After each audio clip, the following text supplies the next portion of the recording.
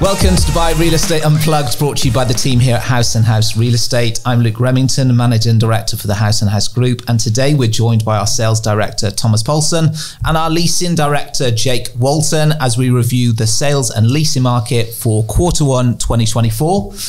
You've both been on the podcast before. Tom, Sales Director, Jake, Leasing Director. Interesting one. Q1 2024. Let's start with you, Tom. How did it start? How's it been?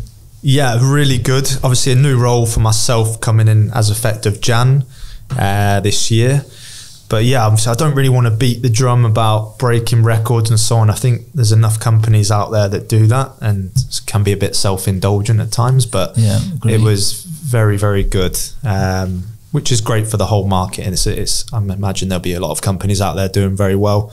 And it is in line with how busy everything is, which is great. The listeners, Tom, would you've only got to look at different Instagram channels, or you've got to look at different Arabian Business, Kajil Times, or the National. You every single day there's I think you get an update from the land department about the billions that have gone through that day. You've got different developers launching new projects. You've got different articles on things selling out within hours or minutes, and queues and all these kind of things. What juicy things have we seen from a sales perspective for Q1? Yeah, so here at House, we've sold over, between our secondary market and off-plan team, over 2 billion dirhams worth of real estate. Good number. Yeah, really good. Just a little bit, that's over 500 properties we've sold as a business, which is great. This is for January, February, March. This is for January, February, March 2024. Yeah. Okay. And I think it's just in line. There's so many more people coming. I read a stat here that there was over 25,000 new residents come to Dubai over this quarter. Right. Naturally, we don't know how many. I haven't got the stats of how many people left, but I was thinking about this the other day. I don't know anybody lately who has left the country to go back to UK or wherever they're from. Not many, right? I imagine the amount of people, the net migration figures must be high. Yeah. There's just more and more people coming here. There's more people moving here, uplifting businesses to here, their homes, their jobs. It's just seemingly far more opportunity. And of course, the more people that come here, the supply can't match it, and naturally it pushes prices up. Demand's ever increasing. So yeah, it's all round, the sentiment in the market is very good. So give me an idea. So over 500 properties you sold, you talked about selling for this quarter. Mm-hmm. What about if we compare it to same quarter in 2024? Estimate there. What's it from 2023 last year? 2023, yeah. So Q1 2023 against Q1 2024. We're up around 30% more. Uplift. Sales. Yeah. Okay. And in the market as well, for instance, in the whole of Dubai, the transactions amount between secondary and off-plan was 34,000 properties transferred during Q1. Now that can obviously be a bit of a lag from selling from the end of 2023, but that's a 22% increase in volume year on year versus 2023. So yes, it's 22% more properties sold in the beginning of this quarter compared to last year's first quarter. And like you say, there's people coming in. Do you feel that, again, we can touch on this with Jake in a minute, but do you feel that maybe then people are coming in and looking for the home straight away rather than, going into that rental? Whereas let's kind of try and test Dubai.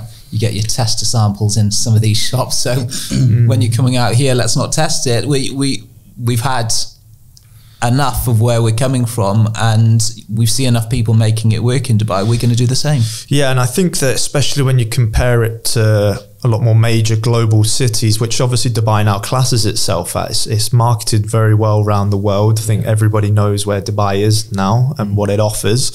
The fact it's a tax-free, on income city, then I think that people see a lot of value here, and it's undervalued for a lot of people. You compare it to, there's different stats out there about where it ranks globally, price per square foot. Just to give you an idea, the current price per square foot as of the end of March is 1,682 dirham per square foot. So for anyone listening around the world, that is £361 per square foot. And in US dollars, that's 458. Now you compare that to other global hubs, I mean, it's far, far cheaper than them, seemingly offer a better lifestyle, security, opportunities, and so on. As I said, touching upon the fact that you can probably make a lot more money. Well, you haven't got to think about your tax returns at the end of the year. And you've got to think about your inheritance tax and your capital gains tax. Exactly. So I mean, it's still outside. It ranges from different reports. I read from like we're 30th in the world all the way up to 90 in the 90s in ranked for how expensive price per square foot. Now, I'm confident that if you go and live in 30 to 90 of them different cities, I imagine that Dubai would still top or very much be up there in lifestyle and people's happiness here in general. So it is undervalued still. And that's why people, back to your question, is that if you've lived in these cities, you probably come here and think it's a bargain to buy here.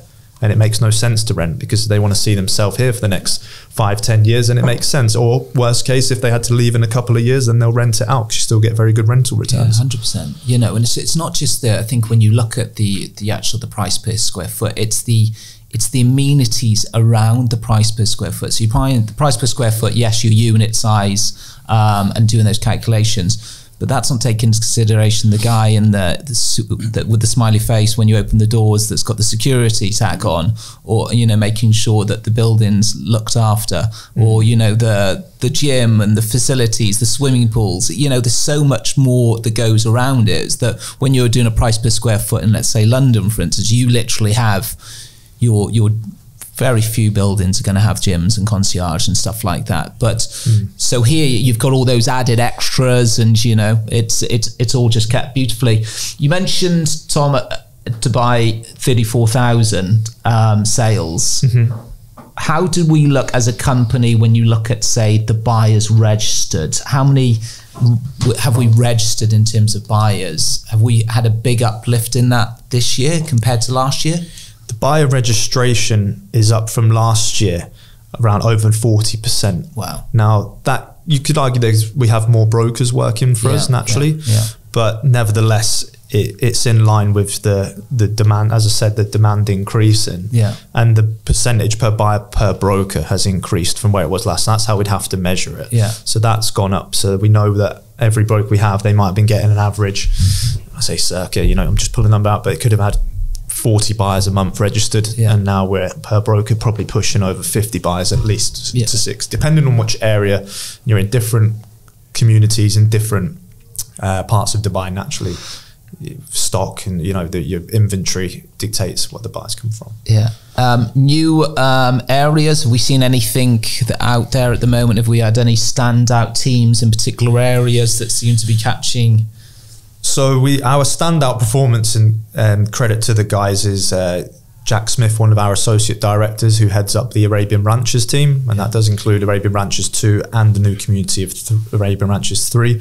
But yeah, they sold over 50 properties this quarter, which is very impressive, and that's a staple community in Dubai. So I think a lot of people have turned, as we said with previous podcasts, with rent increases and the fact that the calculator allows for, you know, that's been updated, the index calculator, to warrant rent increases. I think we're seeing a lot more buyers who are, well, tenants who are renting there now shifting to buying there in places like this. We're getting a lot more first-time buyers come in. I was speaking to the guys in the Damac Hills and the Mira Oasis Town Square teams, and that's seen as more entry level to townhouse and villa communities. And the amount they reckon, I think the properties that we sold for them, we had a really busy month last month there. I think it was like nearly 8 out of 10 of the buyers were first time buyers who were renting previous, who were already living here. Because there are communities that you might not come into if you were just moving here to buy straight away. I think a lot of these areas where people can, you know, can cope with maybe they work from home more or less commuting. So just a bit further out. They're a bit further out location-wise, or, you know, proximity to the beaches and downtown and the Palm Jumeirah, places like this. But their lifestyle suits them just staying there, and I think they're one of them communities where you don't really have to leave unless you need to. And the amount of times the amount of buyers that we're getting who are tenants and now who have decided, I'm not having the rent increase, I want to see myself here 5-10 plus years, they're buying there. I met someone down at the transfer centre the other day. They've been in Dubai 6-7 years. I think he mentioned to me, the husband, and they were buying, I think, a couple of years ago, and then they put it off because they thought what's going to go on with the prices. Anyway, they ended up buying their first property on Friday. And that was, again, although they had a nice landlord, that they have a child, they're expecting their first child, and they want that stability, that they know that they're not going to have a landlord want to sell the property and they've got to be kicked out, or the prices and the rents are going up and all this kind of stuff. And I think that people want to add their own. They're just getting some of these villa communities, especially, even though they're only circa, maybe with some of the ones we're talking about there, between 8 to, and then obviously Arabian Ranches is pushing 20 or plus years old. But even them ones which are like around that 8, they're like the design and the the look of them are fine. But you're getting people now that want to add their new kitchen, would love to live here. Imagine if it had new kitchens, new bathrooms, and they're not going to be prepared to do that as tenants, invest money into someone else's property. A lot of the time, you do get some, surprisingly, that will, but in reality, they're probably in these properties thinking, do you know what, I'd love to add my own mark on this, and when they're renovated and adding pools and swimming pools in and landscaping the gardens really well, they are becoming lovely homes, and I think that's what people are definitely aiming for now. You're a bit quiet over there, Jake. I think it's about time we brought the you're ready and waiting. Tom's, you've got big shoes to fill there after what he's talked about. 34,000 transactions, massively up as a company. Tabloids talking about it. What have you seen from a leasing perspective? The rental market has probably done what was anticipated, to be honest. So the huge successes of 2023, it was expected to potentially stabilise a little bit. We saw a 7% increase on transaction value, but actually a 7% decrease on number of transactions. So around 55,000. As a company, Jake? No, in Dubai in total. Okay. Yeah.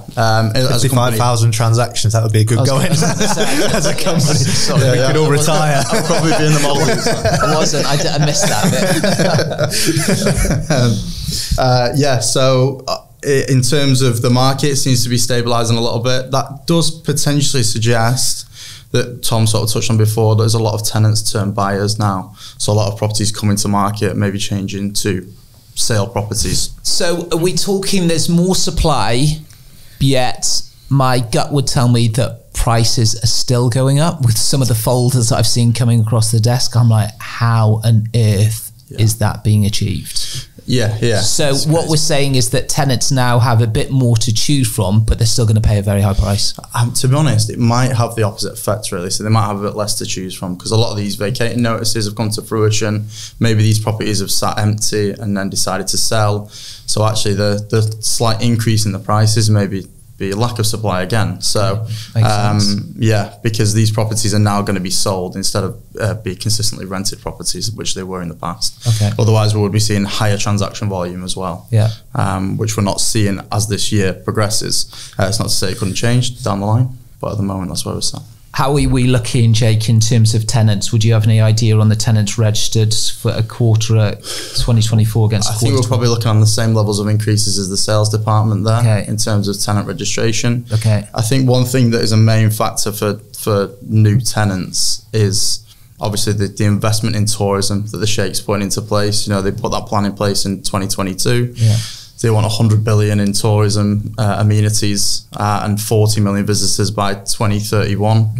I think last year was around 16 million in visitors just over to Dubai last year.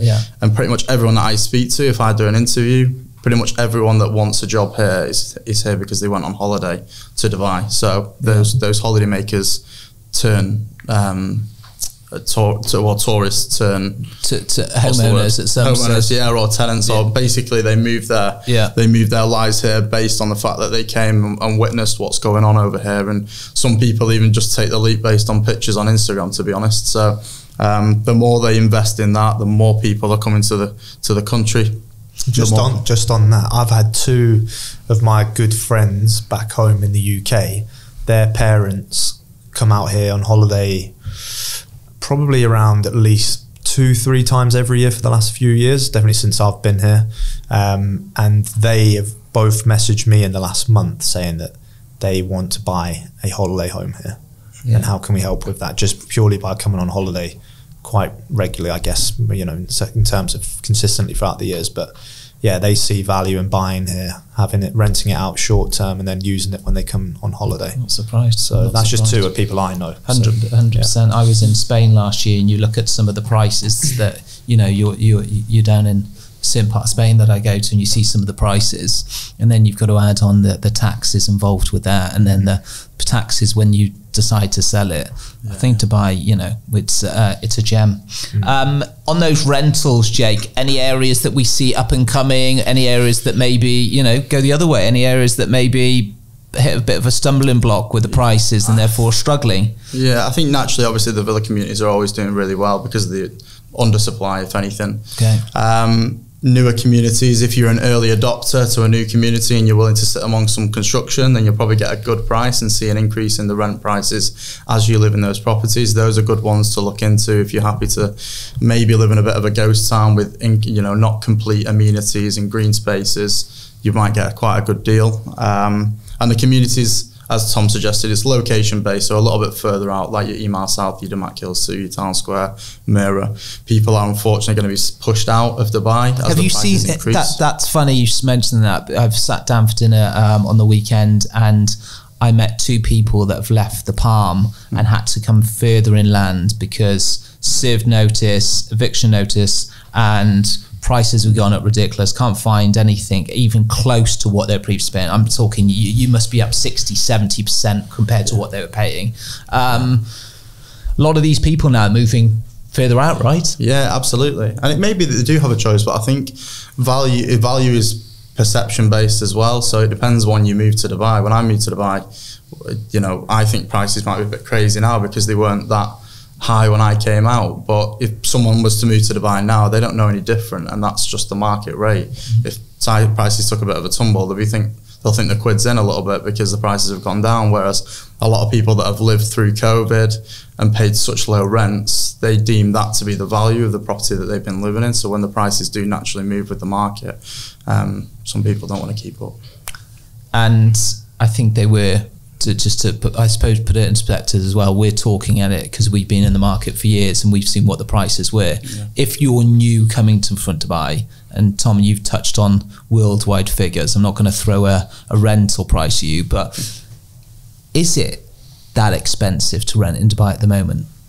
If you didn't know what the previous, obviously we've seen, you know, big fall off. What would it probably have been since kind of 2016, 2017, Tom? Would prices consistently have gone down on rental terms? But had you not seen those cheaper numbers, would you now be thinking, wow, it's expensive to rent in Dubai?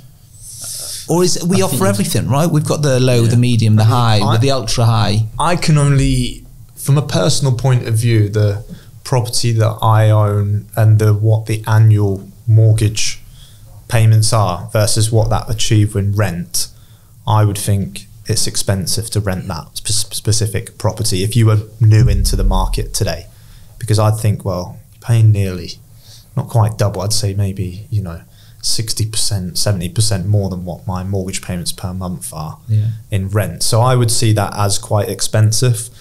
But once again, depending where you are coming from in the world, I know some of my friends are in a studio in London paying, you know, nearly £2,000 a month. That's you know, plus, and I'm thinking that's a shoebox. Literally, and the amount of money you could go into. Don't have any gyms in there and saunas and ice baths downstairs. And running machine in the corner. No, definitely not. Jake, yes. Rental prices at a peak. When will they come down? Do you know what? It's we're at unprecedented times in terms of price, but I would also say we're at unprecedented times for Dubai. It's as good as it's ever been. It's more popular than it's ever been. People are coming still in their droves to Dubai, and as long as there's a demand for property. What are they saying to us when you're speaking, or the guys on the shop floor are speaking to them? What are they saying? Why are they here? Is it just but it must be quite common that safety's got to be it's all the key factors that have always been the case, really. But I think the disparity between people's home country and Dubai is getting bigger and bigger. So Dubai is getting better, and most people's home country is getting worse, to be honest. So and also, I think I mentioned this on another one, but with the social media these days, it's at your fingertips. Everyone knows someone that lives in Dubai. Everyone sees the posts at the beach club or on the boats at the weekend, and they're sat at home in the rain, you know, just wondering if they can just get in the pub for a few hours. So it's I think it's at your fingertips, and you know, it's possible. Maybe 10, 15 years ago, you probably didn't know many people that moved over, or you definitely didn't see it when you opened your phone. So the fact that you know people that are doing it, you've seen people succeed, the lifestyle that you can live, even if you can earn the same money that you earn at home, but not pay tax on it and live an amazing life. I think that's what most people would aspire to. Would you, if I was looking to move out here at the moment, would you advise me to hang on 6 months and get cheaper rent? Not necessarily. To be honest, in my experience in Dubai, waiting has been a bad plan, to be honest, in the last 3 years. And there's lots of people that are saying this, right? Like the guy I've mentioned that could have, would have, should have bought, you know. Yeah, the amount of people that we've spoken to year on year who are waiting for the bubble to burst, I use that, you know, invert commas, and waiting for prices to come down. The same people that said that 3 years ago, said that 2 years ago, still saying the same thing a year, and it's only gone up and up. I think, you know, the reality is the drivers are there for prices to probably further increase, probably not as dramatically as they have over the last, you know, 2-3 years. But, you know, the fact is that, as I said, there's 25,000 new residents this quarter. I've looked with Stephen Leckie, who's one of the off-plan, associate director, but one of the off-plan sales managers I know that everyone's familiar with on these podcasts, him and Paul. And we looked, and the JLL report said there's only 34,000 expected handovers of new properties this year. Yeah. So 25,000 in a quarter new people. Typically gets busier in the summer because people naturally move more towards in line with the school terms. Yeah.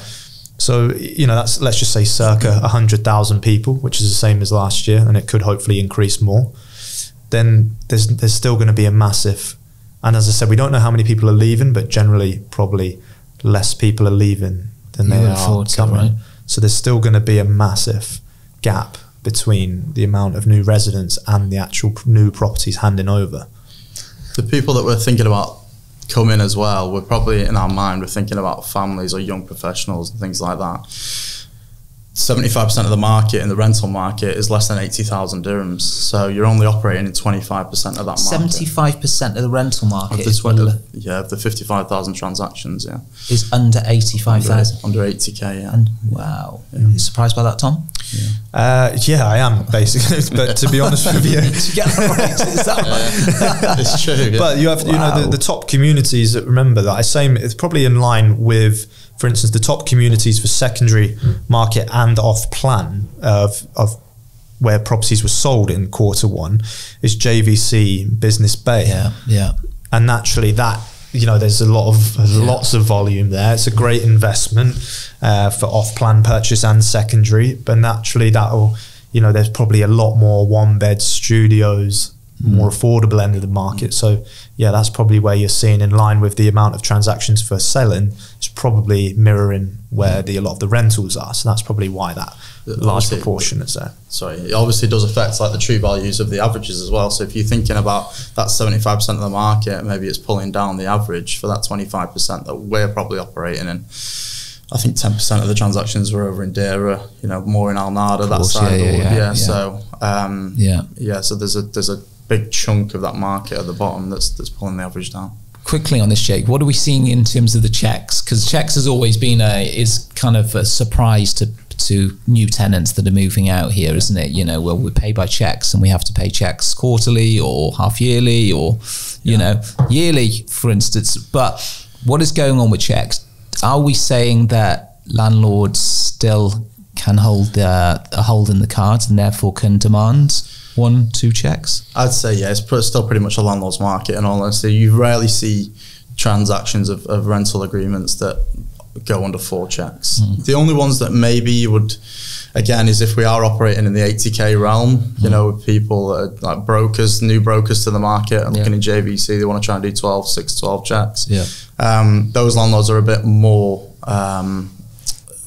accepting of those sort of agreements. Whereas in the higher end of the market, yeah, you're looking at 1-2 checks generally.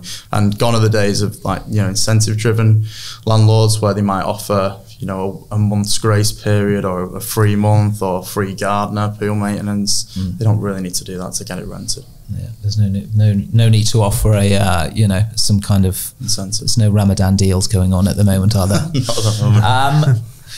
Tom, you did touch on it, but just give me what's your thoughts on the next 3 months ahead, leading up to your April, May, June? I think it'll be really busy from trends from since I've worked here. Now pushing 7.5 years. The approach to the summer months. I mean, prior to last year, before that, typically we'd have a quiet, maybe July-ish, August. Not quiet, but quieter. But last year, it was just busy throughout. And I think that Q2, April, May, June, will still continue to be really busy. We're speaking to one of our preferred mortgage advisor partners, and you can now get fixed rates, you know, 2-year fixed rate at 3.94%, 3-year fixed rate at just under 4% at 3.98%. And bear in mind, a year ago, when I purchased my property in May 2023, I was having to pay 5%. So, it's, you know, the rates are coming down. As I said, that instincts with more first-time buyers, especially because now these rent increases, they're going to be getting further ones and a lot heavier. And I just think that might be the deciding factor where it becomes more affordable to buy. Yeah. And I think you're just going to see so many more first-time buyers coming into the market. Yeah, yeah. And like you said, off-plan launches are going crazy. That makes up now 58% of the market off-plan launches, so it's even more. Last year it was 54% of versus secondary market. So yeah, I think there's a shortage of ready supply. People are now turning to off-plan and prepared to wait.